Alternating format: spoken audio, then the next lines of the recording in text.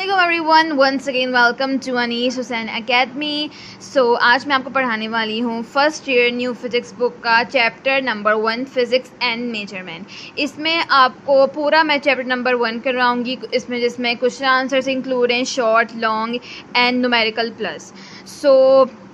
बस और अगर आपको भाई और भी आपको सब्जेक्ट्स पढ़ने जैसे कि केमिस्ट्री हो गया और इंग्लिश फर्स्ट ईयर का, तो उसमें आप मुझे कमेंट सेक्शन में बताएं ताकि उसकी भी मैं वीडियोस अपलोड करूं। टाइम वेस्ट करे बगैर अपनी वीडियो की तरफ चलते हैं। बिस्मिल्लाहिर्रहमानिर्रहीम। चैप्टर नंबर 1 स्टार्ट करते हैं। पहले शॉर्ट क्वेश्चन आंसर से CRQ, क्योंकि इसकी जो PDF है उसमें ये लिखा हुआ है। फर्स्ट क्वेश्चन है, what are the advantages of SI unit. ये शॉर्ट क्वेश्चन आंसर थे। Advantages of SI unit of system are discuss below.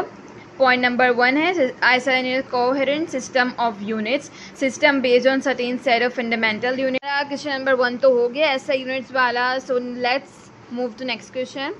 Next question है, give an example of a physical quantity which has a unit but no dimensions. मतलब जिस physical quantity में unit तो है लेकिन dimensions नहीं है।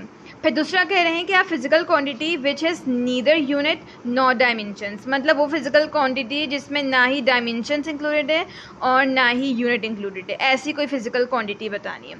और ये थर्ड में कह रहे हैं, a constant which has unit, वो कांस्टेंट जिसमें यूनिट है, और a constant which has no unit, वो कांस्टेंट जिसमें यूनिट नहीं है। तो इसके आंसर की तरफ चलते हैं। मैं आंसर में एक्सप्लेन करूँगी क्या कहना चाह रहे हैं। पहला हमारा था part, a physical quantity which has unit but no dimensions, जिसमें फिजिकल क्वांटिटी में यूनिट्स तो हैं लेकिन डायमेंशंस नहीं है। तो वो आपको पता है कि नहीं पता होगा, क्योंकि अभी फर्स्ट ईयर की न्यू फिजिक्स बुक आई है। प्लेन एंगल, प्लेन एंगल में यूनिट तो है पर डायमेंशंस नहीं है। ये इसका फार्मूला है, theta is equal to L/R, length upon radian. Unit तो है, मतलब रेडियन यूनिट होता है, जैसे वेट का मास होता है, लेंथ का मीटर होता है, ऐसे ही प्लेन एंगल का रेडियन है, मतलब इसमें यूनिट है लेकिन डायमेंशंस नहीं है।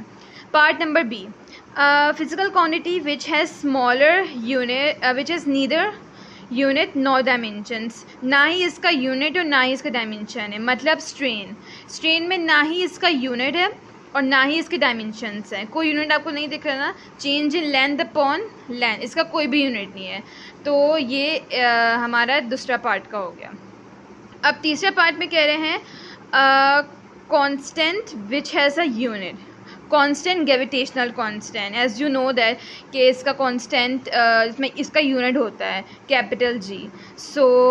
तो दैट्स वाई इसमें इन लोगों ने कहा है कि कांस्टेंट हैज़ यूनिट, तभी हमने ग्रेविटेशनल कांस्टेंट को कंसिडर किया। Constant which has no unit, no unit मतलब Reynolds number is a constant which has no unit, इसका कोई भी यूनिट नहीं है। इसमें यूनिट था तो हमने इसको यूनिट कंसिडर किया, पर इसमें यूनिट नहीं है तो इसलिए हमने इसमें यूनिट नहीं कंसिडर किया। और क्वेश्चन नंबर 3 है, व्हेन राउंडिंग द प्रोडक्ट और quotation of two measurements it is necessary to consider significant digit. इसका मुझे आंसर मिला नहीं था क्योंकि इसका मुझे कंफर्म नहीं था कि ये हो सकता, अभी मैंने इसको लिखा नहीं, लेकिन मैं इसका आंसर ज़रूर आपसे शेयर करूँगी नेक्स्ट वीडियो में। तो क्वेश्चन नंबर 4 की तरफ मूव करते हैं।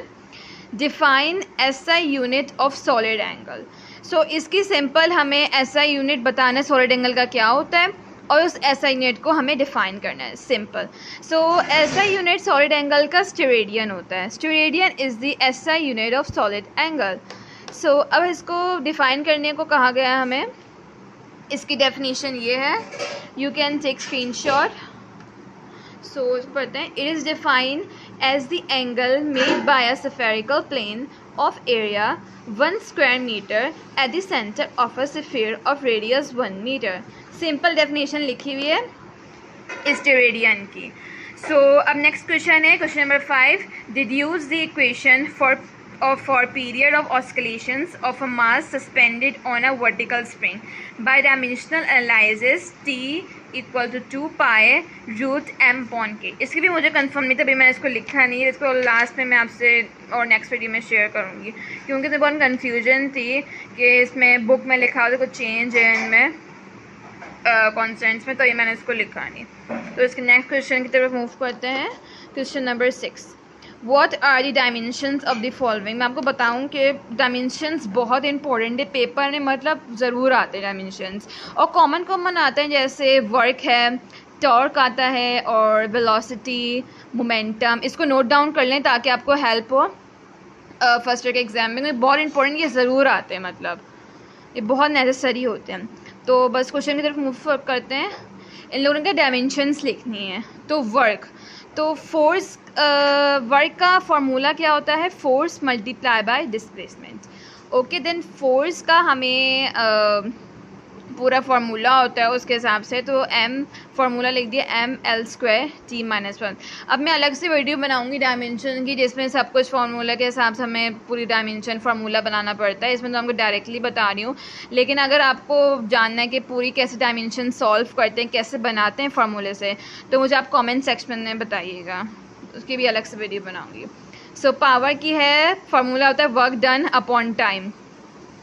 वर्क डन का हमने ये लिख लिया था ml² t-2, और टाइम भी है इसलिए हमने डिवाइड बाई t। अब इधर 2 t हो गए हैं, तो 2 + 1, क्योंकि एक और t है तो और ये t ऊपर चला जाएगा क्योंकि ये कॉमन है, तो ये -3 हो गया, ml² t-3।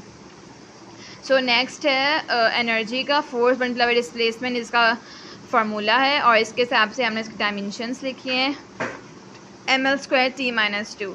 Then momentum, mass multiply by velocity, और इसका formula ml(l-1)। So next question की तरफ मूव करते हैं। नेक्स्ट क्वेश्चन है हमारा, तो इधर ही वीडियो को एंड करते हैं। I hope you like my video, so don't forget to subscribe, like and share and appreciate